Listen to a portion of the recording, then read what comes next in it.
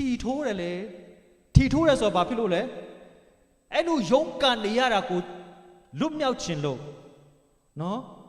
ရှိဘ EU တွေလည်းဝယ်ကြတယ်နော်ဘာ crypto တွေလည်းဝယ်ကြတယ်ဘာဖြစ်လို့လဲပေါက်ခြင်းတယ်လေကိုလည်း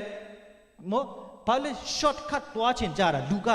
လောကသဘောอ่ะအဲ့ဒါကြောင့်ကာစီနိုတွေကဘာဖြစ်လဲရှုံးမှန်းသိတယ်ဒါပေမဲ့ဘာဖြစ်လဲလူတိုင်းကသွားခြင်းတယ်ဘာဖြစ်လို့လဲဒီချိန်ချင်းအားမင်္ဂလာထဲနေရုံထွက်ခြင်းတာနော်ခုနပြောတဲ့ဘာလဲကတ်တပီလာကနေဘာလဲလက်ပြကိုရောက်တောင်သွားခြင်းတာဒါပေမဲ့သွားလို့မရဘူးအစွမ်းစားဘယ်လောက်ပဲစူးစမ်းမရဘူးလောက system ကကိုလုံးမှကိုရမယ်ဖျားနိုင်ငံတော်ရဲ့ system ကကိုစိုက်တဲ့အတိုင်းကိုရိပ်ရကျွန်တော်တို့ကပိုးလောက်လန်းကနေလက်ပြ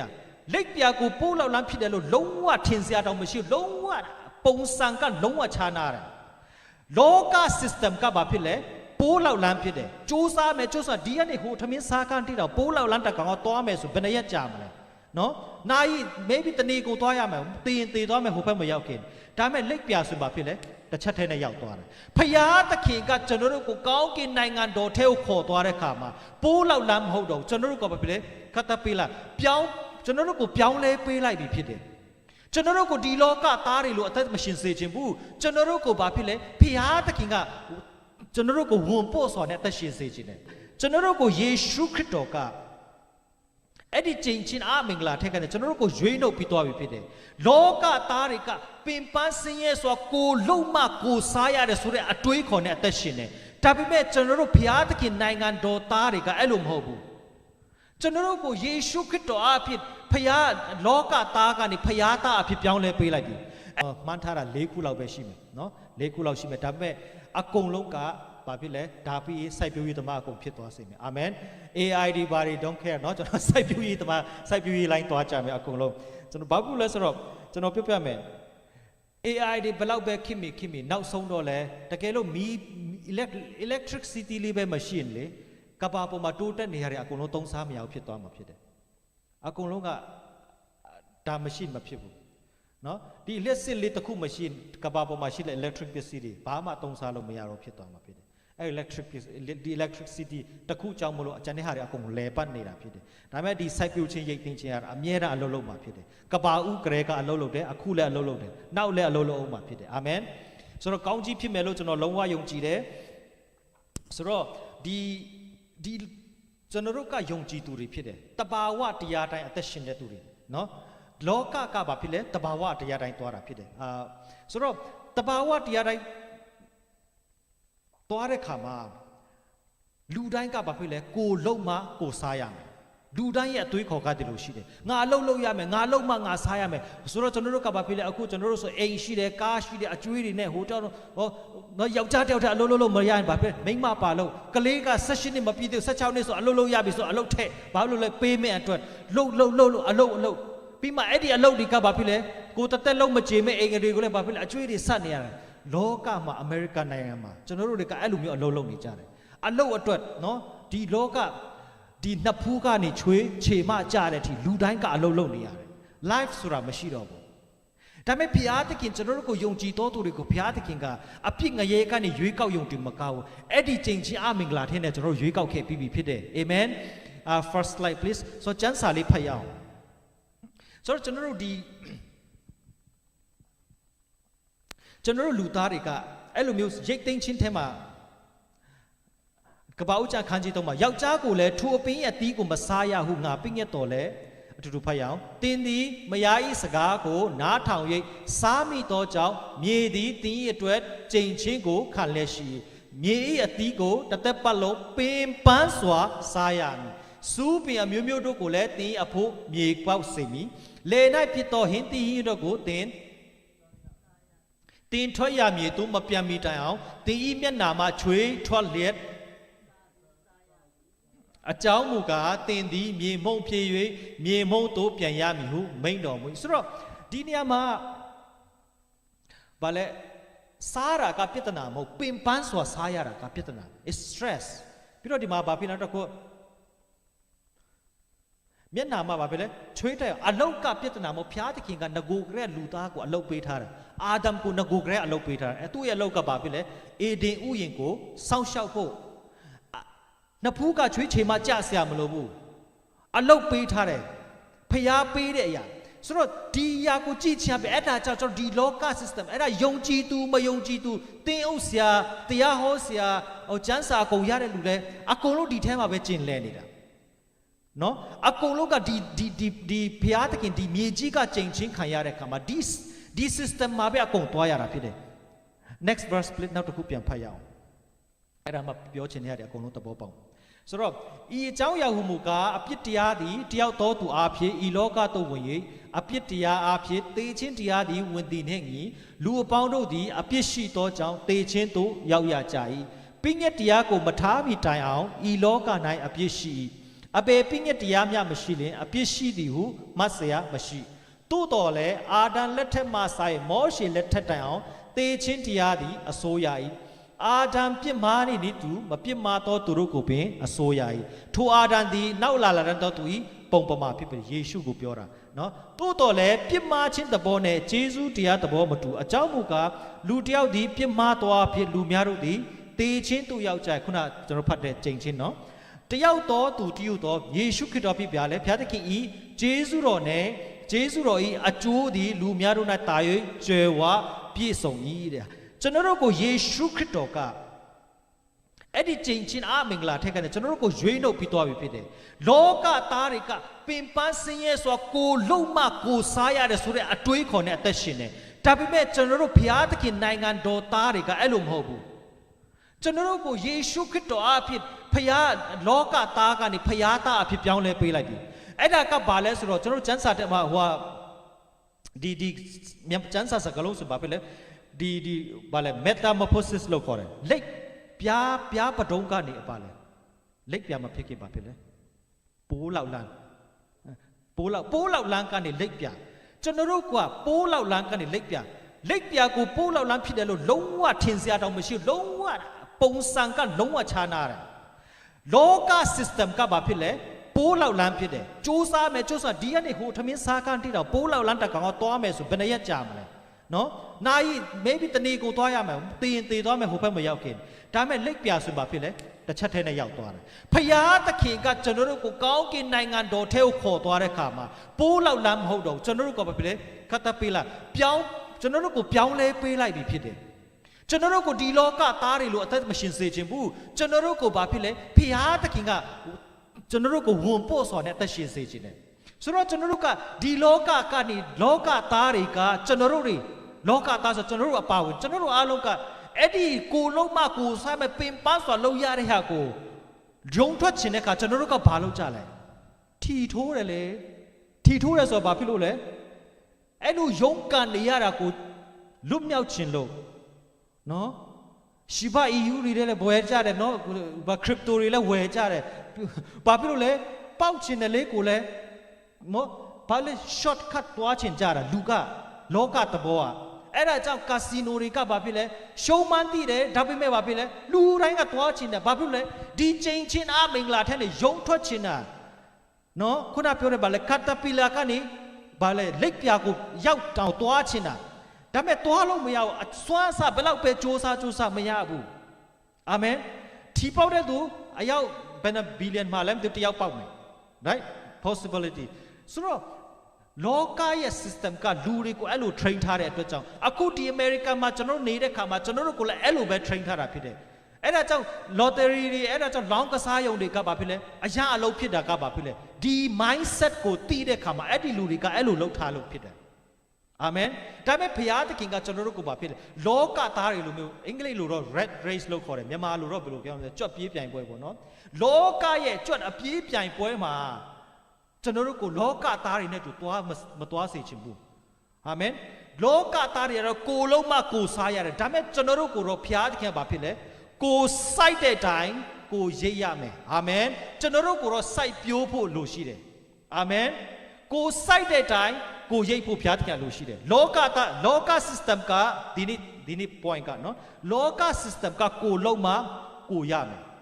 ဘုရားနိုင်ငံတော်ရဲ့ system ကကိုစိုက်တဲ့အတိုင်းကိုရိပ်ရအဲ့ဒါဘုရား system ဖြစ်တယ် okay next verse please အဲ့ဒါလေးကိုပို့ပြီးတော့အသေးစိတ်လေးရှိအောင်စစ်ဆိုတော့ဘုရား system ကဘယ်လိုလုပ်လို့လဲဆိုတော့ဒီမာလခိထဲမှာ နော်အလှမကောက်ပါဘူးနော်10ဖို့အလှလက်ထည့်ပြီးသွားပြီ don't worry ဒါပေမဲ့ကျွန်တော်ဒီ system ကိုတေချာလေးဒီဟာလေးကိုသဘောပေါက်နားလဲစေချင်တယ်တာကိုသဘောပေါက်လို့ရှိရင်နော်ကျွန်တော်အသက်တာထဲမှာကျွန်တော်ပြောပြမယ်ငွေရေးကြီးနဲ့ပတ်သက်ပြီးတော့ဒီလောကမှာခုနကျွန်တော်ပြောတဲ့လောက system ထက်ကနေကျွန်တော်လွတ်မြောက်မှာဖြစ်တယ်အာမင်โอเคဆယ်ဖို့အကြောင်းလူဒီဘုရားသခင်ဥစ္စာတော်ကိုလူခုနကျွန်တော်ကပ္ပဦးကျခန်းကြီးတစ်မှာကျင့်ချင်းခံရတာကပါလေမြေကြီးကကျင့်ချင်းခံရတာโอเคဆိုတော့မြေကြီးကကျင့်ချင်းခံရတယ်ဒီလောကကြီးကကျင့်ချင်းခံရတယ်ယေရှုခရစ်တော်ကရွေးနှုတ်သွားတာကလောကကိုရွေးနှုတ်တာမဟုတ်ဘယ်သူတွေကိုရွေးနှုတ်ရလဲလူတွေကိုပဲရွေးနှုတ်တာ that mean still မြေကြီးကကျင့်ချင်းခံရတော့မယ်စာတန်ရဲ့အုပ်စုတဲ့ထဲမှာရှိအုပ်ဆိုးတဲ့ထဲမှာရှိတော့မယ်အဲ့ဒါကြောင့်တစ်ချိန်ကျရင်ဘာဖြစ်လဲကောင်းကင်တစ်နဲ့မြေကြီးတစ်ကပေါ်လာအောင်မှာဖြစ်တယ်โอเคအဲ့ဒါမလာသေးဘူးမလာခင်မှာဒီဆယ်ဖို့တဖို့ဆိုတာကဘုရားသခင်တတ်မှတ်ထားတဲ့သူ့ရဲ့ principle တစ်ခုဖြစ်တယ်လူဒီဘုရားသခင်ဥစ္စာတော်ကိုလူယူရမည်လို့တိုးတော်လဲဖတ်ရအောင်တင်တို့ဒီငါဥစ္စာကိုလူယူကြပြီကျွန်တော်တို့ဒီအဘယ်သူလူယူပါတနည်းဟုတင်တို့မေးလင်ဆယ်ဖို့တဖို့ကို၎င်းပူဇော်တကာတို့ကို၎င်းလူယူကြပြီတင်တို့ဒီချိန်ချင်းအမင်္ဂလာကိုခံရကြ၏အကြောင်းမူကားပြည်သူပြည်သားအပေါင်းတို့သည်ငါဥစ္စာကိုလူယူကြပြီဆယ်ဖို့တဖို့ရှိသမျှကိုဗန္နာတော်ထိုက်တဲ့သို့တွင်း၍ငါအိမ်တော်၌စားเสียရှိစေခြင်းကပြုကြလော့ငါသည်မိုးကောင်းကင်ပရင်ပေါက်ကိုဖွင့်၍ကောင်းကြီးမင်္ဂလာကိုအကုန်အစင်သွန်းလောင်းမိမသွန်းလောင်းမိကိုထို့သို့စုံစမ်းကြလောက်ဟုကောင်းကင်ဘုရားရှင်ထာဝရဘုရားမိန့်တော်မူ၏ကိုက်စားတတ်သောအကောင်တို့ကိုတင်တို့အတွက်ငါဆုံးမ၍တင်တို့မြေတီးနှံကိုမဖျက်ဆီးရတင်တို့စပြည့်ဥယျင်သည်အတီးမတီးပဲမနေရဟုကောင်းကင်ဘုရားရှင်ထာဝရဘုရားမိန့်တော်မူ၏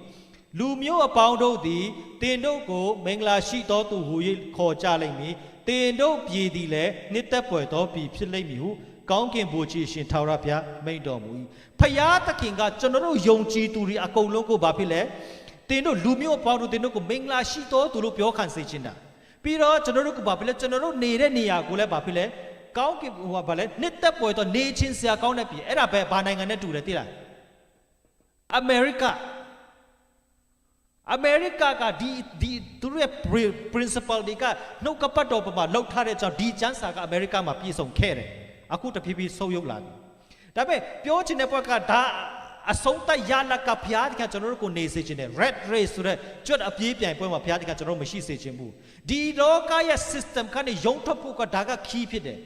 ကျွန်တော်ပြောပြမယ်ကိုတော့လူတိုင်းကဆယ်ဖို့တဖို့ထည့်ကြတယ်ယုံကြည်သူတွေဆယ်ထည့်ကြတယ်ဒါပေမဲ့ဘာဖြစ်လို့ကောင်းကြီးမမြင်တွေ့ရလဲကျွန်တော်ရှင်းပြမယ်နော်ဖေးအထန်ချင်းပြီးတော့ဒီကျမ်းစာကိုလည်းတေချာလေးမှကိုယ့်ကိုပြန်ဖတ်ပြီးမှနော်ရဲ့တော်ကီရီပါဆိုပြီးရှောက်မပြောလို့မရအောင်လို့တေချာလေးဖတ်ပြီးတော့ကျွန်တော်ပြောတဲ့ဟာတွေတစ်ခုပြီးတစ်ခုမှန်ကိုတေချာလေးတူတူကြည့်ရအောင်အာမင်ဆိုတော့ဒီနေရာမှာ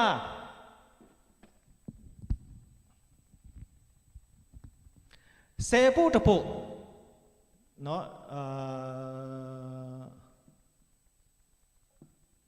โอเคဆယ်ဖို့တဖို့ထဲတဲ့ခါကျဘာဖြစ်မယ်တဲ့လေမိုးကောင်းကင်ပရင်ပေါက်တို့ကိုဖွင့်ရကောင်းကြီးမင်္ဂလာအကုန်စင်သွန်းလောင်းမင်မသွန်းလောင်းမင်ကိုထို့သို့စုံစမ်းကြလို့ကောင်းကင်ဘုရှင်ထာဝရဘုရားမိန့်တော်မူဆယ်ဖို့တဖို့ထဲတဲ့ခါကျရင်လေကောင်းကြီးမင်္ဂလာအကုန်အစင်သွန်းလောင်းမယ်တဲ့ကောင်းကြီးဒါမဲ့ဒီနေရာမှာဘယ်နေရာမှာလောင်းမယ်ဆိုတော့မပြောထားဘူး right တွေ့လားကျွန်တော်တို့ယုံကြည်သူတွေကဆယ်ဖို့တဖို့ထဲဘုရားတရားကောင်းကြီးမင်္ဂလာအကုန်စင်သွန်းလောင်းမယ်တဲ့ဘယ်မှာသွန်းလောင်းမယ်ဆိုတော့အခုထိမပြောထားဘူး right okay ဘာကြောင့်လဲဆိုတော့ကျမ်းစာကို context နဲ့ဖတ်ရတယ်ခရိယန်တော်တော်များများက okay ဘာကျွန်တော်အခုဆယ်ဖို့တဖို့အကြောင်းကိုဒီစိုက်ဖို့ချင်းရိတ်သိမ်းချင်းပြောတဲ့ခါမှာငွေရေးကြေးအကြောင်းကိုငွေရေးကြေးအကြောင်းပြောတယ်နော်ပြောမှာနော်ဘာကြောင့်လဲဆိုတော့ငွေရေးကြေးက spiritual ဖြစ်တယ် money is spiritual okay တချို့တွေကမန်ရလောကအရာမဟုတ် spiritual ပတ်စံကငွေအားလုံးတည်ပါတယ်ကျွန်တော်ထက်ပညာတတ်တဲ့သူတွေဒီမှာကျွန်တော်ကပညာနဲ့ဆိုပတ်စံကနော်ဒေတာချခန်းကြီးထဲမှာငွေဒီအရာရာကိုအောင်တက်ဤတဲ့ငွေမရှိရင်လေကျွန်တော်တို့အကုန်လုံးထိခိုက်တယ်ကျွန်တော်တို့တဘွားအလုံးကိုထိခိုက်တယ်ဝိညာဉ်ရေးရလည်းထိခိုက်တယ်တချို့လူတွေဖျားเจ้าမလာနိုင်ဘူးဘာကြောင့်လဲအလုံးလုံးနေရလို့ဘာကြောင့်အလုံးလုံးအလုံးမအရန်ပျော်လုံးလို့မဟုတ်ဘူးလေပတ်စံလိုချင်လို့လေ ကိုလှုပ်ချင်တာဆိုတော့တရားဟောဆရာတွေကဘာဖြစ်လဲငွေရေးကြေးချောင်းဆယ်ဖို့တဖို့ချောင်းတွေကိုတေချာမတင်ပေးဘူးမတင်ပေးတဲ့ခါကျရင်ဘာဖြစ်လဲလူတွေကနားမလို့အမေရိကမှာ75% church attendance ကဆယ်ဖို့တဖို့မထည့်ဘူးတဲ့ဒါကျွန်တော်တို့အတင်းတော်တော့မပါဘူးကျွန်တော်တင်းတော်တမအကုန်လုံးထည့်ကြတယ်ဆယ်ဖို့တဖို့မထည့်ဘူးတဲ့ပြောချင်တဲ့ point ကဘာဖြစ်လဲဆယ်ဖို့တဖို့ဆရာတွေကဘာကြောင့်ဆယ်ဖို့တဖို့မထည့်ငွေရေးကြေးချောင်းနဲ့ပတ်သက်ပြောလဲမပြောကြလဲဆိုတော့ဘာဖြစ်လဲ prosperity preacher ဒီတယောက်ကချမ်းသာခြင်းကြွယ်ဝခြင်းငွေရေးကြေးချောင်းပဲပြောအပြောခံရမှာဆိုလို့ဘာကြောင့်လဲသူတို့ကသူများအတင်းပြောခဲ့တာလေအဲ့လိုအပြောခံရမှာဆိုလို့သူတို့ကငွေရေးကြေးချောင်းနဲ့ပတ်သက်ပြီးမပြောဘူးဖခင်เจ้าမှာမတင်ပေးဘူးမတင်ပေးတဲ့ခါမှာအတင်းသူတင်းသားတွေကမတိတဲ့ခါမှာဘာဖြစ်လဲဆဲဖို့တဖို့နဲ့အလူဘန္တာเจ้าမတိတဲ့ခါမှာမထဲကြဘူးလမ်းမှန်တဲ့အတိုင်းမသွားဘူးထဲတော့ထဲတယ်လမ်းမှန်တိုင်းမသွားတဲ့ခါမှာကောင်းကြီးကဘယ်နေရာမှာကြာလဲဆိုတော့မတိဘူးမတိတဲ့ခါမှာဖះเจ้าကမွဲနေတယ်ဖះเจ้าကမွဲတဲ့ခါမှာတင်းအုပ်ဆရာကိုဖះတခင်ပေးထားတဲ့ vision ကငွေမရှိတော့လို့မရဘူးအဲ့ဒါကြောင့်မလို့အသင်းတော်တွေကပိတ်ပြီး night club ဖြစ်ကုန်တာဘာကြောင့်လဲဆရာကမဟောတော့တပည့်တွေကမတိတော့မထဲဘူးမထဲတော့ဖះเจ้าကဗန္တာမတောင်းတင်ဘူးဟိုမှာအိမ်တော်မှာစားဆရာမရှိတော့အိမ်တော်ကမွဲတော့အသင်းတော်ကိုဖះတခင်ပေးထားတဲ့ vision ကိုလို့မရတော့ဘူးဖြစ်တယ်အဲ့ဒါကြောင့်ကျွန်တော်တို့ဒီမှာရှိတဲ့သူတွေအားလုံးဒီအရာကိုတေချာသဘောပေါက်နားလည်ဖို့လို့တယ်နော်ဖះเจ้าမှာအလူဗန္တာတွေထဲတယ်ဟိုပါဝင်တယ်အဲ့ဒါတွေကကိုယ်ထဲကနဲ့နော်မရှိမဲ့ထဲကအကောင်းဆုံးဆက်ကတဲ့ယုံကြည်ခြင်းကောင်းပါတယ်ဒါပေမဲ့ရှံလက်ရှိပြီးတော့ထည့်ရမယ့်သူတွေဖြစ်လာပြီဖြစ်တယ်အာမင်အာမင်ဆိုတော့ကျွန်တော်ဒီမှာဆက်ပြီးရှင်းပြမယ်ဆိုတော့ဆယ်ဖို့တဖို့ရှိသမျှကိုအိမ်တော်ထဲသို့ငါမိုးကောင်းကြီးဘယ်နှပတ်ကိုဖွင့်ရကောင်းကြီးမင်္ဂလာကိုအကုန်စင်သွန်းလောက်မိမသွန်းလောက်မိဆိုတော့ကောင်းကြီးမင်္ဂလာတော့သွန်းလောက်မယ်ဘယ်နေရာမှာဆိုတော့မရေးထားဘူးโอเคထပ်ရှင်းပြမယ်ထပ်ဆက်ဖတ်မယ်ကိုက်စားတတ်သောအကောင်တို့ကိုတင်တို့အတွက်ငါဆုံးမ၍တင်တို့မြည်တိနံကိုမဖြတ်စီရโอเคဆယ်ဖို့တဖို့ရဲ့အကျိုးတစ်ခုကောင်းကြီးမင်္ဂလာတွန်းလောက်မှာဘယ်နေရာမှာတွန်းလောက်မယ်ဆိုတော့မရေးထားသေးဘူးဒါပေမဲ့ဘာဖြစ်လဲကိုက်စားတတ်တဲ့အကောင်တွေโอเคအဲ့မှာကိုက်စားတတ်တဲ့အကောင်တွေကိုဘာဖြစ်လဲကာကွယ်မယ်ဆယ်ဖို့တဖို့ထဲတဲ့ခါကျရင်ကိုက်စားတတ်တဲ့အကောင်တွေကိုကာကွယ်မယ်ပြီးရင်ဘာဖြစ်လဲမြေအသီးနှံကိုမဖြတ်စီရဆိုလိုတာကဒီထဲမှာအသီးနှံရှိတယ်မဖြတ်စီရဘူးတဲ့ဟုတ်ပြီနော်ပြီးစက်ဖတ်ရအောင်တင်တို့ဤစပြည့်ဥယျင်သည်အသီးမတီးပဲမနေရโอเคကောင်းကြီးမင်္ဂလာတွန်းလောင်းတာဘယ်နေရာမှာလဲဆိုဒီမှာစပြည့်ပင်ကအသီးမတီးပဲမနေရတဲ့โอเคဒီ series ရဲ့အဓိက point ကဒါဖြစ်မယ်ဒီစပြစ်ပင်ကဖျားသခင်ရဲ့ဆယ်ဖို့တဖို့ထဲတဲ့ခါကျရင်ကွဲကာပေးတယ်ပြီးရင်ဒီထဲမှာရှိတဲ့အသီးနှံကိုဘာဖြစ်လဲအသီးတီးမယ်လို့ဂတိပေးထားတယ်အသီးတီးမယ်ဝီယာတီးတူကောင်းတာမကောင်းတာမပြောဘူးအသီးတီးမယ်ဘယ်သူနဲ့တူလဲဆိုတော့ Isaac မိုးခေါင်တဲ့ကာလမှာမျိုးစေ့ကျဲတဲ့ခါမှာဘယ်လောက်ရလဲအစ100ပြန်ရတယ်ဖျားသခင်ကအဲ့ဒါကိုဂတိပေးထားတာဖြစ်တယ်ဆိုတော့အတီးနံလုံးဝမတီးပဲမနေရ not that confirm လုံးဝ 100% ကျွန်တော်ပြောထားတာဒါပေမဲ့အဲ့ဒီမှာစပစ်ပင်ဒီမှာတော့စပစ်ဥယျင်လို့ရေးထားတယ်ဥမာကျွန်တော်ကဆယ်ဖို့တဖို့ထဲတယ်ဒါပေမဲ့ကျွန်တော်ရဲ့ဒီစပစ်ပင်ထဲမှာစပစ်ပင်တပင်ပဲစိုက်ထားမယ်ဆိုရင်တပင်ပဲစိုက်ထားမယ်ကျွန်တော်မှစပစ်ပင်တပင်ပဲစိုက်ထားမယ်ဆိုရင်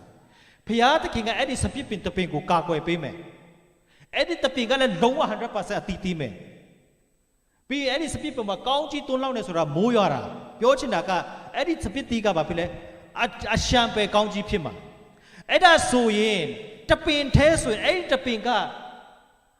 အကြီးဆုံးတီးတယ်ကဘာပေါ်မှာအကြီးဆုံးအတီးတီးတယ်မှာကျွန်တော်ဓမိသားစုစားလို့လောက်မလားမလောက်ဘူးဒါဆိုရင်ကျွန်တော်တို့ယုံကြည်သူတွေရဲ့အသက်တာမှာစပစ်တီးများစားရဖို့ဘယ်သူမှတာဝန်ရှိမလဲစိုက်ပျိုးတဲ့သူမှတာဝန်ရှိတယ်ကျွန်တော်တို့တွေကဆယ်ဖို့တဖို့ထဲတယ်ဖះเจ้าလာတယ်ဒါပေမဲ့ဒီဟာကိုမမြင်တဲ့ခါမှာမစိုက်တဲ့ခါမှာစိုက်တော့စိုက်ကြပါတယ်โอเคသူများကိုပတ်စံပေးတိုင်းသူများကိုတွားကူညီတိုင်းသူများကိုမအစတိုင်းစိုက်ပျိုးတာမဟုတ်ဘူး ဆယ်ဖို့တစ်ဖို့ကဖျားเจ้าကိုပေးတာတော့ဟုတ်တယ်ဒါပေမဲ့အဲ့ဒါကစိုက်ပျိုးခြင်းမဟုတ်ဘူးစင်ရဲသားတွေကိုတွားကူညီတာကစိုက်ပျိုးခြင်းမဟုတ်ဘူး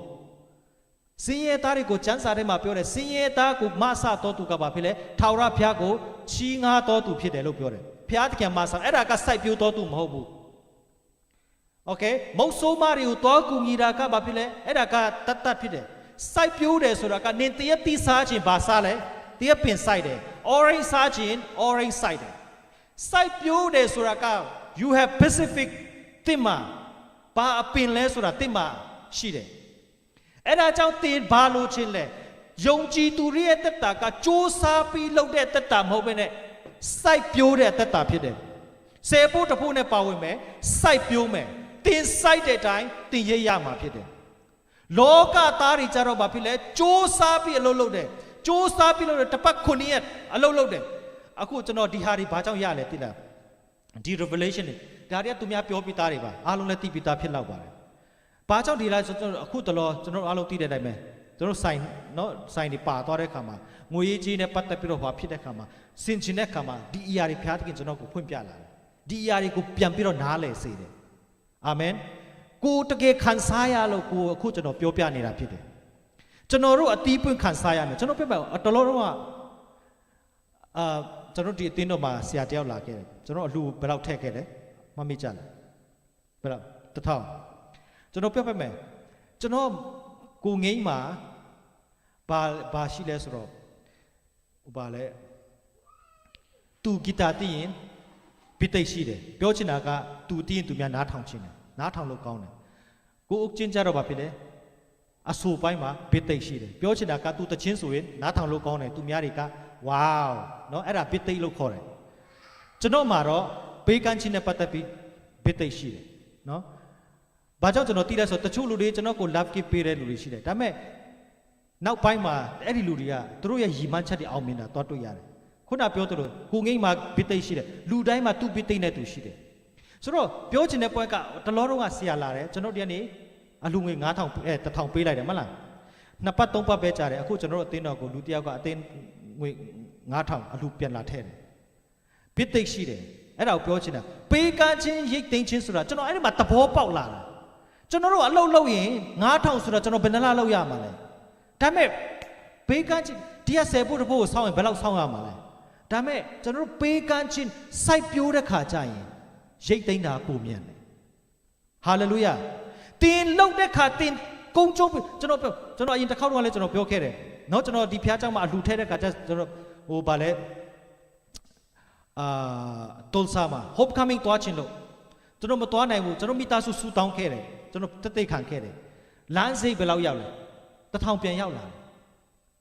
အဲ့ဒါတွေကဘာဖြစ်လဲစိုက်ပျိုးခြင်းဖြစ်တယ်ကျွန်တော်လူထဲတဲ့ခါကျဘာအတွက်ထဲလဲအဲ့ဒီအတွက်ထဲတယ်ကျွန်တော်တိုစာတွားချင်တဲ့ဖျားသခင်ကျွန်တော်ပြောပါတယ်လီယင်ခကျွန်တော်မှန်းထားတာတော့3000ဒါပေမဲ့ဘုရားသခင်ကျွန်တော်1000ပြင်ဆင်ပေးတယ်အားလုံးဆင်ပြေတယ်ပြောချင်တဲ့ point ကဘာဖြစ်လဲတင်ဘာလို့ချင်းလဲတင်စိုက်ခွင့်ရှိတယ်နောက်ပတ်တွေကျရင်ကျွန်တော်ဆက်ပြောပြမယ်ဘယ်မှာစိုက်ရမလဲဘယ်လိုရိတ်သိမ်းရမလဲโอเคအော်အလှလေးပေးလိုက်တာနဲ့ဒီလိုဖြစ်စင်ပြေတယ်ဆိုရင်တော့လူတိုင်းလုပ်ရင်လူတိုင်းရမှာပေါ့အဲ့လိုမဟုတ်လို့ပဲတချို့လူတွေပဲရပြီးလူတိုင်းမရတာလေဟုတ်တာဆိုတော့ကျွန်တော်နောက်ပတ်တွေချမ်းကျွန်တော်ဘယ်မှာစိုက်ရမလဲဘယ်လိုစိုက်ရမလဲဘယ်လိုရိတ်သိမ်းရမလဲကျွန်တော်ပြောပြပေးမယ်ဘာကြောင့်လဲအခုကျွန်တော်လက်တွေ့ဖြစ်တယ်နော် on the way check ကတော့ on the way ကျွန်တော်ဖျားချောင်းထဲမှာလာနေပြီမကြာခင်ရောက်လာလိမ့်မယ်အဲ့လိုအလုပ်လုပ်တယ်နော်ငွေလောကမှာကျွန်တော်တို့ကလောကသားအလုပ်အဲ့လိုပြောလို့ပြင်းရည်နေဖို့ပြောတာမဟုတ်ထိုင်ပြီးတော့ငုတ်တုတ်ထိုင်နေဘယ်ပတ်စာမှလာမှာမဟုတ်ကျွန်တော်ပြောပြမယ်ရိတ်သိမ်းတဲ့ချိန်မှာအရန်ပင်ပန်းတယ်နော်ကျွန်တော်မိုးဝေးမှာနေခဲ့တယ်စပားရိတ်တဲ့ကာလဆိုအရန်ပင်ပန်းတယ်ဟာနေမအချိန်ခါကိုကြည့်ပြီးတော့မိုးမရောခင်မြန်ရိတ်ဒါပေမဲ့အဲ့ဒီကိုစိုက်တဲ့ဟာကိုရိတ်တဲ့အရာတာကပင်ပန်းတယ်ချွေးထွက်တယ်ဒါပေမဲ့ပြုံးပြီးတော့ရိတ်တယ်အရန်ပျော်ပြီးဝမ်းမြောက်ပျော်ရွှင်ပြီးရိတ်တာဒါပေမဲ့လောကသားတွေကအဲ့လိုမဟုတ်ဘူးကျိုးစားပြီးငါတရားဘယ်လိုလုပ်မလဲအစင်မပြေဘယ်လိုဖြစ်စိုးရင်ချင်းပူပန်ချင်းတုတ်တန်ချမ်း30မှာပါပြောလဲဖျားသခင်ရဲ့ကောင်းကြီးမင်္ဂလာဒီစီးစိမ်ကိုဖြစ်စေတတ်တယ်ထူစီးစိမ်တွေပါဖြစ်လဲဝမ်းနေချင်းနဲ့မရောဘူးလောက system ကလေ โจซาคาตาปิลาโลเบ้คุณน่ะปูบาเลยပြောပါปูพลันโลเบ้ဒီကနေဟိုဘက်လေးသွားဖို့ကိုသူမနဲ့ရုံးကန်ပြီးသွားရင်တောင်မှတော်နဲ့ခရီးမရောက်နိုင်ဘူးဒါပေမဲ့လက်ပြအဖြစ်ပြောင်းသွားတဲ့ခါမှာဘာဖြစ်လဲလမ်းလျှောက်ဆောက်တော့မြေကြီးတောင်ထိเสียမလို့ပြန်သွားတာဖယားတခင်ရဲ့နိုင်ငံတော် system ကဖယားတခင်ကျွန်တော်ကိုဒီဆယ်ဖို့တဖို့မှာကျွန်တော်တို့ကိုပြထားတယ်ဒါပေမဲ့ကျွန်တော်တို့ကမသိဘူးဒီစိုက်ပျိုးခြင်းမှာကျွန်တော်ပြောပြမယ်ကျွန်တော်တို့ရဲ့တက်တာထဲမှာစပစ်ပင်တပင်ပဲစိုက်ရင်တပင်အကောင်းဆုံးစပစ်ပင်ထွက်လာမှာဒါပေမဲ့အဲ့ဒီအတွက်တင်မလောက်ဘူးဒီမြများစားခြင်းရင်မြစိုက်ဘယ်မှာစိုက်ရမလဲဘယ်လောက်စိုက်ရမလဲအဲ့ဒါလည်းရှိသေးတယ်နောက်ပတ်နေကျရင်ကျွန်တော်အဲ့ဒါထပ်ပြောပြမယ်ဆိုတော့ဒီဟာလေးကိုပြန်ပြောရအောင်မတွန်းလောက်မီကိုထို့သူစုံစမ်းကြလို့ကိုနော်ပြောတာက is like ဖျားတကယ်ကောင်းကြီးမင်္ဂလာဝယ်နေတယ်လို့ပဲဘယ်လိုလဲငါမယုံနိုင်ဘူးဗာလဲကျွန်တော် highlight လုပ်ထိုင်ပြီးရောဗာလဲစုံစမ်းကြလို့အင်္ဂလိပ်လိုဗာလဲ test me အဲ့ဒါဘာဖြစ်လို့သိလားမယုံပါဆိုလို့မယုံဘူးမလားလက်တွေ့လုပ်ကြည့်စုံစမ်းခိုင်းတယ်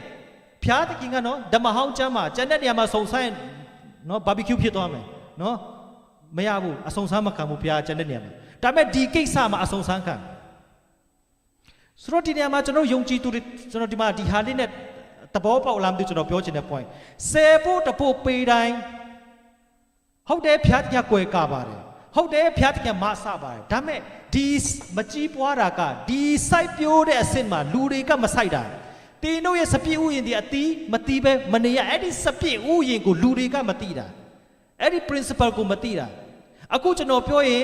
တချို့ယုံကြည်တဲ့လူတော့ကောင်းတာပေါ့မယုံကြည်တဲ့ဟာကိုတော့ပတ်စံလိုချင်နေပြီထင်တယ်နော်ဒီတင်းသားတွေထဲကပတ်စံမလိုအပ်ပါဘူးကျွန်တော်အမေရိကမှာနေတာတင်းတော်တွေလက်စာယူတာမဟုတ်ကိုလည်းကိုလုံးနဲ့ကိုရှိတယ်အဆင်ပြေတယ်ဒီကလူတွေအတင်းတော်ရဲ့ vision ကိုဖြည့်ဆည်းပေးဖို့ဒီကလူတွေကိုကျွန်တော်ပြောပြချင်တာဖြစ်တယ်အာမင်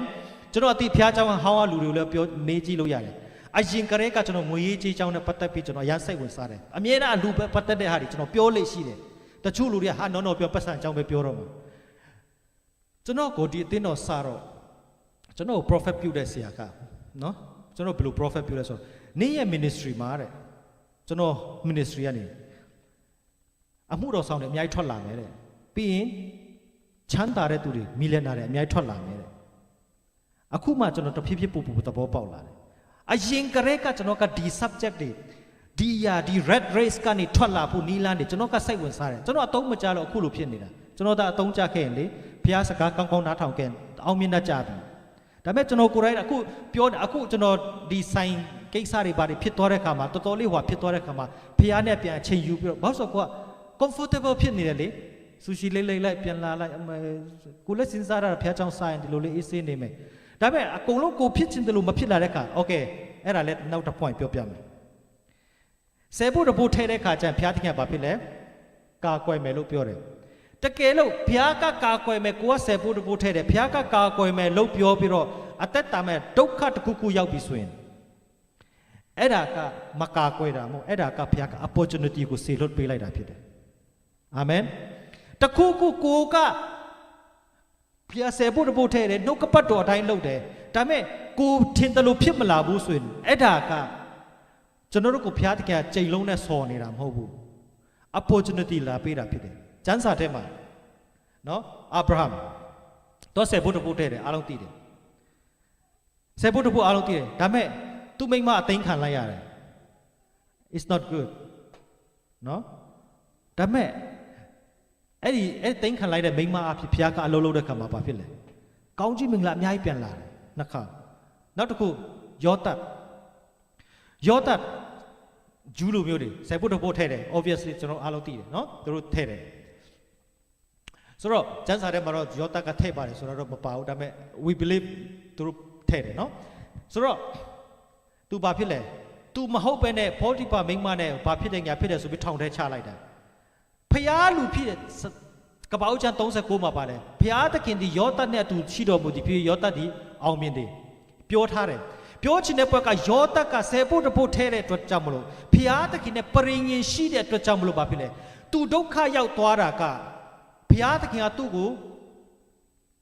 ရိုက်တာမဟုတ်ဘူး opportunity ကိုပြင်ဆင်ပေးတာဖြစ်တယ်အဲ့ဒီထောင်ထဲကနေခုံထွက်ပြီးပါဖြစ်လဲနန်းတော်ရောက်သွားတာဖြစ်တယ်ကျွန်တော်ဘာပြောချင်တာလဲကျွန်တော်တို့ဆယ်ဖို့တစ်ဖို့ဖဲတဲ့အခါမှာဘုရားသခင်ကာကွယ်ပေးတာဟုတ်တယ်ကာကွယ်တဲ့ကြားတဲ့ကပြဿနာတွေဖြစ်လာပြီဆိုရင်အဲ့ဒါကိုထိုင်ပြီးပြဿနာကိုပဲတင်ကြည့်နေရင်ဘာမှဖြစ်လာမှာမဟုတ်အပေါ်မော့ကြည့်ပြီးဒါက opportunity ဆိုတော့မြင်တတ်ဖို့အရေးကြီးတယ်အာမင်ဒီဒုက္ခထဲကနေဘုရားသခင်ကိုဘာလမ်းဖွင့်ပေးချင်တာလဲအာမင်အဲ့ဒီကျွန်တော်တို့ရဲ့ mindset ကျွန်တော်တို့ကစိုက်ပျိုးတော်သူရိတ်သိမ်းတဲ့ mindset လောကသားတွေကတော့ငါဘယ်လိုလုပ်ရမလဲဘယ်လိုလုပ်ရမလဲဆိုတော့ကိုဘယ်လိုလုပ်ရမလဲဆိုတဲ့ mindset ရှိတယ်ကျွန်တော်တို့ကြတော့ဘာဖြစ်လဲရိတ်သိမ်းတဲ့ mindset ဆိုတာကဘာဖြစ်လဲငါမျိုးစိတ်ကျဲထားတယ်ဘုရားသခင်ငါ့ကိုအကောင်းဆုံးပြင်ဆင်ပေးမယ်အာမင် where is my harvest ငါရဲ့မဲ့ဝင်းတဲ့အတီးကဘယ်မှာလဲကျွန်တော်တို့ကရှာတတ်ဖို့လိုအပ်တယ်အာမင်မြင်တတ်ဖို့လိုအပ်တယ်ကျွန်တော်တို့ကဘာဖြစ်လဲအော်ဒါကငါရဲ့အတီးပွင့်ဖြစ်ပဲဘုရားသခင်ငါ့ကိုပြင်ဆင်ပေးမယ်အာမင်ဒါဒီလမ်းကဘုရားသခင်ငါ့ကိုပြင်ဆင်ပေးတယ်လားမသိဘူးဒီထော့မြောက်တဲ့လမ်းကဘယ်ဟာလဲဘုရားသခင်ကျွန်တော်တို့ကိုပြင်ဆင်ပေးတာမြင်တတ်ဖို့ဖြစ်တယ်ကျွန်တော်တို့ရဲ့အသွေးခေါ်ထဲမှာဘာဖြစ်လဲလောကသားတွေလိုမျိုးငါလုပ်ရမှငါစားရမယ်ငါဘယ်လိုလုပ်ရမလဲငါဒီအလုပ်မရှိတော့ငါသွားပြီအရင်တော့ကျွန်တော်လက်ဒီလိုပဲအလုပ်မရှိတော့ငါတို့သွားပြီဒီဆိုင်နေမရှိတော့ငါသွားပြီအခု3လလောက်ဆိုင်မရှိ we still there ပြောချင်တာကလောကအသွေးခေါ်နဲ့သွားတင်စိတ်ဆင်းရဲတယ်လူဆင်းရဲတယ်အကုန်ဆင်းရဲတယ်ဒါပေမဲ့တင်ဘုရားသခင်နီးရမှာနဲ့သွားတဲ့ခါကြရင်ကျွန်တော်အရန်ပြည့်စုံတယ်လို့မပြောပါဘူးကျွန်တော်အရန်ကျွယ်ဝနေတယ်လို့မဆိုလို့ပါဘူးကျွန်တော်ဒီဟာကိုလောဆယ် practice လုပ်နေတယ်အခုဒီမှာရှိတဲ့သူတွေရှေ့မှာပင်လဲတက်သေးတွေတွေ့နေရပြီ right ငွေရေးချင်းနဲ့ပတ်သက်မျိုးစိတ်ကျဲတယ်ရိတ်သိမ်းရခွင့်အသင်းတော်အနေနဲ့မျိုးစိတ်ကျဲတယ်ပြန်ရိတ်သိမ်းရတယ်အာမင်ဆိုကျွန်တော်တို့ဒီ system တိုင်းနဲ့တွားမယ်နောက်ပတ်တွေကြရင်နော်ဘယ်ဟာကျဲရမလဲဘယ်လိုကျဲရမလဲကျွန်တော်ဆက်ပြီးတင်ပေးမယ်ဒီကနေ့တော့ကျွန်တော်တို့ရဲ့ mindset အဲ့ဒါလေးကိုအရင်ကပြောချင်တယ်နော်ကျွန်တော်တို့ကဘာဖြစ်လဲအပင်များစိုက်တော်သူဖြစ်ဖို့ဆယ်ဖို့တဖို့ကိုနောက်ဆုံးအနေနဲ့ဒီဟာနဲ့အဆုံးသတ်ချင်တယ်အဲ့ဒီအဆုံးသတ်ကဘာလဲဆိုတော့ငါဆယ်ဖို့တဖို့ထဲတယ်ဘုရားသခင်ကကိုကွယ်ကားမယ်အကြည့်တော့မှန်တယ်ဒါပေမဲ့ဘုရားသခင်ကိုလည်းပြင်းခစ်တာနဲ့တူတူပဲလေတချို့တို့ရနော်ဘုရားသခင်ကျမ်းစာထဲမှာဒီလိုပြောထားလို့ဘုရားသခင်ကျွန်တော်ဒီလိုလုပ်ပေးပါအဲ့ဒါကျတော့လေဘုရားသခင်ကိုဘာဖြစ်လဲအကြက်ကင်တယ်လို့ဖြစ်သွားတယ်ကျွန်တော်တို့ကအဲ့ဒီလိုမလုပ်ရဘူးကျွန်တော်တို့ကိုဘုရားကအကြက်ကကျွန်တော်တို့ကဘုရားကိုအကြက်ကင်ဆရာအကြောင်းမရှိဘူးကျွန်တော်တို့ကဘယ်လိုလုပ်ရမလဲဘုရားသခင်နှုတ်ကပတ်တော်ထဲမှာဒီလိုပြောထားတယ်ဒီဟာပြောထားတာကိုကျွန်တော်ယုံကြည်လို့ဆယ်ဖို့တဖို့ထဲတယ်ကျွန်တော်တို့ရဲ့အသွေးခေါ်ကကွာတယ်တချို့တွေကဒီဆယ်ဖို့တဖို့ကိုသင်ပေးတဲ့ခါကျဟိုရင်တော့ကျွန်တော်စာပြီး subject လေးလာတော့ YouTube မှာရှိသေးလားကျွန်မချက်ချက်မီးလောင်သွားတာဆယ်ဖို့တဖို့မထဲလို့အဲ့ဒါတွေဘာတွေထပြောကြတာလေနော် Facebook မှာအရင်တော့ YouTube မှာအရင်တော့ကျွန်တော်ဒီ subject တွေစလေ့လာတော့ဆယ်ဖို့တဖို့ဆိုပြီးမြန်မာလိုနှိပ်တာအဲ့ဒါတွေပေါ်လာတော့ကဲဆယ်ဖို့တဖို့မထဲဒီလောက်တော့ဆိုးလာကွာလို့စိတ်ထဲမှာလေနော်ဆိုတော့ပြောချင်တဲ့ပွဲက no ကောရိန္သုဩဝါဒစာထဲမှာဘယ်လိုပြောထားလဲပေးကမ်းတဲ့ခါမှာတဲ့နော်စေရနာစိတ်နဲ့ပေးတဲ့လူကိုပဲဘုရားနှစ်သက်တယ်တဲ့ကျွန်တော်တို့ဒီဆယ်ဖို့တဖို့ထဲတာကဘုရားသခင်ကကျွန်တော်လိုအပ်လို့တောင်းတာမဟုတ်ပါကြောင့်ဘုရားကပေးခိုင်းလဲဆိုတော့ဟိုတလုံးယုံကြည်ခြင်းကြောင့်မှကျွန်တော်ပြောရရတင်းစိတ်နှလုံးကောင်းစားမှအရာရာကောင်းစားမယ်တင်းကစီနေတဲ့ဝိညာဉ်ဆိုးကိုနှင်ထုတ်တာကနော်တရားဟောဆရာတော်ခေါ်ပြီးနှင်ထုတ်လည်းမရဘူးဟိုးကပအကြီးဆုံးတရားဟောဆရာကိုခေါ်ပြီးဖျားဆရာကျွန်တော်မှာကစီနေတဲ့ဝိညာဉ်ဆိုးကတ်နေကျွန်တော်နှင်ထုတ်ပေးပါမရဘူးဘယ်လောက်ပဲဆူတောင်းအစားရှောင်မရဘူးဘယ်ကနေဖြတ်ပေးလဲတိလားတင်းဆယ်ဖို့တဖို့ထဲ့ချင်းကတင်းရဲ့ကစီနိုနေတဲ့ဝိညာဉ်ကိုဖြတ်စီးပေးတာဖြစ်တယ် That's it တင်းနှလုံးသားထဲမှာကျမ်းစာထဲမှာဘာပြောထားလဲတင်းရဲ့ဗန္နာရှိတဲ့အရက်မှာတင်းရဲ့နှလုံးရောက်တယ်တဲ့နော်နှလုံးရောက်တဲ့နေရာမှာဗန္နာရောက်တာမဟုတ်ဗန္နာရှိတဲ့နေရာမှာကျွန်တော်နှလုံးရောက်တာဘုရားเจ้าကိုတင်ဆယ်ဖို့တဖို့ထဲလိုက်ခြင်းအဖြစ်ဘုရားသခင်နိုင်ငံတော်ထဲမှာတင်ပါဝင်ခြင်းအဖြစ်ဘုရားသခင်ကငါရဲ့ source ဖြစ်တယ်ငါရဲ့အစွမ်းဖြစ်တယ်ဘုရားကငါရဲ့အားဖြစ်တယ်ငါရဲ့ခွန်အားငါကိုအကြံဉာဏ်ပေးတဲ့သူလုံနိုင်ခွင့်ပေးတဲ့လူကျမ်းမာခွင့်ပေးတဲ့သူငါကိုဒီလိုမျိုးအခုချိန်ထိရက်တည်နိုင်အောင်လှုပ်ဆောင်ပေးနေတာဘုရားဖြစ်တယ်ဆိုတော့ကိုအတိမတ်ပြုလို့ဘုရားသခင်ကိုဆယ်ဖို့တဖို့ထဲတာဖြစ်တယ်အာမင်ကျွန်တော်တို့ကိုမထဲရိုက်မယ်ဆိုတဲ့ပုံစံမျိုးနဲ့ကျွန်တော်တို့ကလှုပ်တာမဟုတ်ကျွန်တော်ဘုရားသခင်ကကောင်းမြတ်တဲ့ဘုရားသခင်ဖြစ်တယ်ဆယ်ဖို့တဖို့လေးမထဲလို့သူ့ဘန္နာတော်တိုင်းမှာမတိုးစည်ရင်တွတ်တော့ဟာဒီတစ်ခေါက်အစင်းမပါဘူးဟာဒီတစ်ခေါက်ဒီကောင်ဘာသွားလို့ကောင်းတယ်အဲ့လိုမျိုးဘုရားမဟုတ်ဘူးအာမင်ကျွန်တော်တို့မထဲရင်ဘာကြောင့်ခုနကျွန်တော်ပြောတဲ့အကြောင်းအရာကပ္ပဦးကျမ်း3မှာကျွန်တော်ဖတ်တော့တဲ့ကျမ်းပိုက်ပြန်ပြလို့ရမလားယေရှုပြုပြီးတော့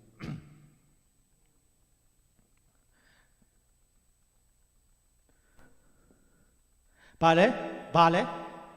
မြေဒီတင်းအတွက်ကြိမ်ချင်းကိုခံမြေကြီးကကြိမ်ချင်းခံရတာကျွန်တော်တို့ကရွေးကောက်ချင်းခံရပြီကျွန်တော်တို့ကဖျားသားသမီးတန်ရှင်းတော်သူတွေဒါမဲ့မြေကြီးကကြိမ်ချင်းခံရတာ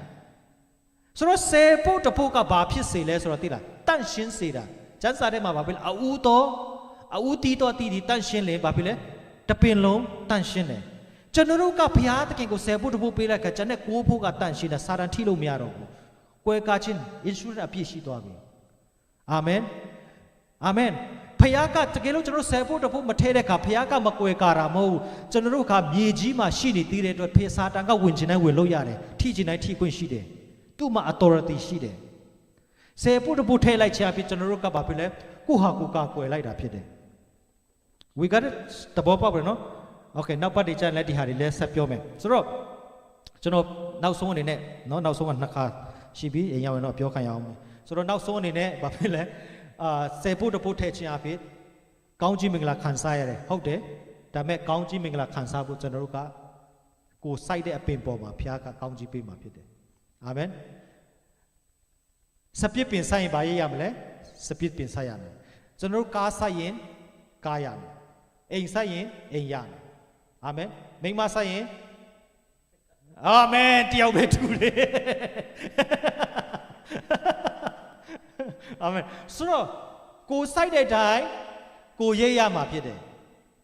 တင်းကလိုချင်ပြီးတော့အသီးတော့စားချင်တယ်တပင်မစိုက်ရင်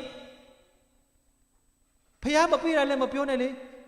ပေးကမ်းခြင်းကအဲ့လိုလှုပ်လှုပ်တာဖြစ်တယ်မယုံမရှိနဲ့နောက်ပတ်တွေချက်တိထက်ပူပြီးစိတ်ဝင်စားစရာကောင်းတယ်နော်ကိုစားခြင်းတဲ့ဟာအကုန်လုံးကိုစိုက်ခွင့်ရှိတယ်ဒီဥယျင်ထဲမှာတင်းရဲ့ရွေးချယ်မှုဖြစ်တယ်တင်မရတာတင်မစိုက်လို့ကျွန်တော်ဆူတောင်းတယ်ကျွန်တော်ယုံကြည်တယ်ဟုတ်တယ်ကပ္ပဥချခန်းကြီးရှင်းမှာပြောတယ်မြေကြီးဆုံးတိတိုင်အောင်တဲ့မျိုးစိကျဲသောကာလရိတ်သောကာလကိုကဘုရားကိုဆူတောင်းတယ်ကျွန်တော်ယုံကြည်ခြင်းအကုန်ပြောတယ်ယုံကြည်ခြင်းနဲ့ပဲစိုက်ရတာဒီမြေကြီးပေါ်မှာဘုရားကောင်းဘာကြောင့်ကျွန်တော်တို့စိုက်ခိုင်းလဲသိလားကောင်းကင်မှာပတ်စံမရှိဘူး